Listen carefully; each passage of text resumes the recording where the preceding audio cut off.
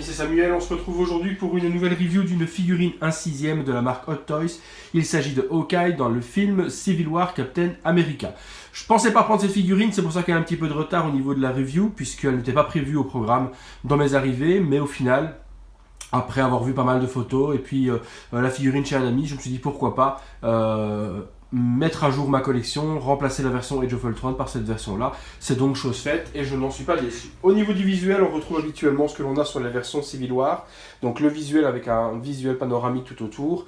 Le titre du film, Hawkeye Movie Masterpiece. On retrouve donc Jeremy Renner, Hawkeye sur le visuel de face. Sur les côtés, on retrouve le personnage emblématique du film, donc Ant-Man, Falcon, le Soldat de l'Hiver, Vision, Black Panther. Donc toujours le petit slogan habituel. Les crédits de réalisation et autres. Hawkeye sur le côté avec le logo du Captain. Et on revient sur la même chose. Sur le dessus, on retrouve le nom Hawkeye. Et puis sur le dessous, Civil War Captain America. On passe tout de suite à la figurine. Voilà, donc figurine posée, assez succincte au niveau des accessoires, il n'y a pas énormément de choses. On a donc un arc à flèches, un couteau, un flingue, un carquois avec pas mal de flèches et puis des embouts de flèches. On a également ceci qui est l'arc à flèches complètement tendu qui se transforme en ce moment en bâton et qui devient une arme pour Hawkeye. Au niveau des embouts, on a justement tous ces petits embouts là, donc tout ce qui se trouve ici au niveau des embouts. Et puis le plus intéressant et le plus fun, c'est le tout petit que l'on a ici sur lequel on retrouve en fait Ant-Man. J'essaie de vous le prendre. Sur un embout de flèche. Pardon, je suis un petit peu malade encore. Donc là, on retrouve donc Ant-Man complètement à quatre pattes sur une flèche, prête à partir, donc faisant référence donc, au film en question. Donc ça, c'est plutôt chouette. Après, il y a des embouts grappins, un petit peu toutes sortes, qui peuvent se mettre sur des flèches. Si vous voulez donc exposer en position, je vais tirer. Ce qu'on fera peut-être pour la conclusion, j'essaierai de donner une pose dynamique à cette figurine. Au niveau du HS, il a été un petit peu modifié par rapport à la version Age of Ultron. La coupe de cheveux a été changé, donc plus une coupe en brosse devant, donc quelque chose d'un petit peu différent. La tunique par contre est complètement changée par rapport à l'Age of Ultron. On n'a plus la petite toge jupette, on est vraiment sur une combinaison un peu plus commando, avec un bras découvert, donc toujours les mains, une main noire et l'autre main où on va retrouver les mains pour tenir les flèches et pas se blesser les doigts. On n'a plus les attaches magnétiques de chaque côté des bottes qu'on avait dans l'Age of Ultron. On a un flingue qu'on n'avait pas non plus dans la version Age of Ultron. Et puis on a cette espèce de cache-poitrine qui vient protéger le poumon, donc vraiment quelque chose de bien. Le carquois toujours aussi beau, donc un superbe carquois avec donc tous les embouts qui viennent se mettre dans cette partie-là et puis toutes les flèches qui sont totalement amovibles si on désire les enlever. Le socle, on revient sur un socle habituel, Civil War, donc la type Captain et puis donc le logo Civil War et Hawkeye. On passe tout de suite au visuel de près de cette figurine. Petite vidéo close-up de cette figurine. Donc là, on peut déjà s'apercevoir qu'au niveau du HS, c'est de nouveau une superbe réussite de la part de Toys. On reconnaît royalement Jeremy Renner, sans problème. Vraiment un travail de ouf encore. Sur cette tête de Hawkeye. Les cheveux avec petite patine blondinée pour lui donner un aspect châtain pour les cheveux. Donc vraiment super joli. Le costume, je vous le montre. Donc sur des tons bleu marine, bleu violet, violacé. Donc vraiment une jolie combinaison. Pantalon avec le côté, les bottes.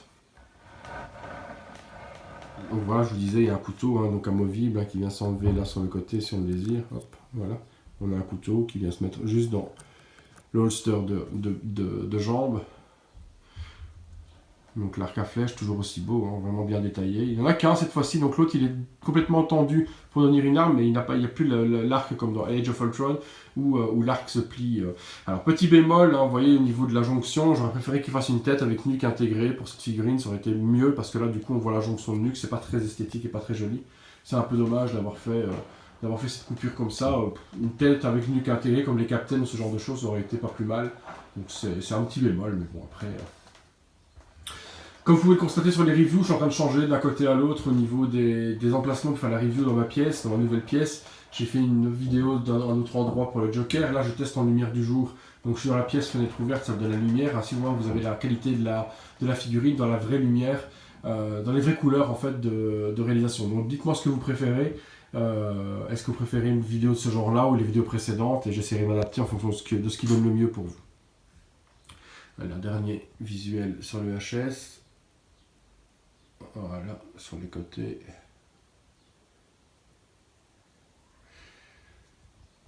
Donc vraiment une belle réalisation de Shot Toys. Bon, on a l'habitude de les voir, les Hawkeye, mais au plus ils avancent et au plus le HS est de plus en plus fin et vraiment de plus en plus détaillé. Donc vraiment top de chez top. Mais écoutez les amis, on passe à la conclusion. Petite pause avec l'arc en plein tir, donc avec le petit Ant-Man sur le bout de la flèche. Donc une figurine vraiment intéressante, vraiment bien à voir. Elle n'est pas très chère maintenant, vu qu'elle est sortie il y a quelques temps, on la trouve en dessous des 200 € facilement. Donc moi je vous dis, je l'ai eu dans les alentours de 185 €. Et j'avais vendu l'autre 165, donc j'ai pas remis grand chose pour avoir la nouvelle. Donc faut sauter dessus tant qu'elle est un tarif intéressant et elle vaut la peine. Pour ceux qui ne l'ont pas, ben, prenez-la. Ceux qui ont la version Age of Ultron ou la première version d'Avengers, ben, à vous de voir si vous voulez mettre à jour votre collection ou pas. Perso, je trouve que c'est une belle figurine à avoir. Point positif, on a le HS qui est vraiment très joli. Vraiment, maintenant, on voit que Toys commence à maîtriser les personnages des Avengers. Hein, donc, ils maîtrisent vraiment les HS, ils sont de plus en plus beaux. Autre chose, l'aide tunique est intéressant. Donc, beaucoup plus commando que la version précédente avec la jupette. Donc, vraiment intéressant également. Et ensuite, on a donc des accessoires complémentaires avec les petits embouts, le petit Ant-Man sur la flèche, le bâton. Donc, que je vous remontre qu'on avait, hein, donc le bâton en arme spéciale également. Ouais, donc franchement, ma figurine. En point négatif, moi, je dirais juste la jonction de la nuque. Quoi. La jonction de la nuque n'est pas ce qu'il y a de plus esthétique. Ils auraient dû faire une nuque directement moulée. Et puis le body, avoir pris un body style TTM 19 comme ça chez Hot Toys, avec une articulation un peu restreinte, donne des difficultés à donner une pose pour le tir de la flèche.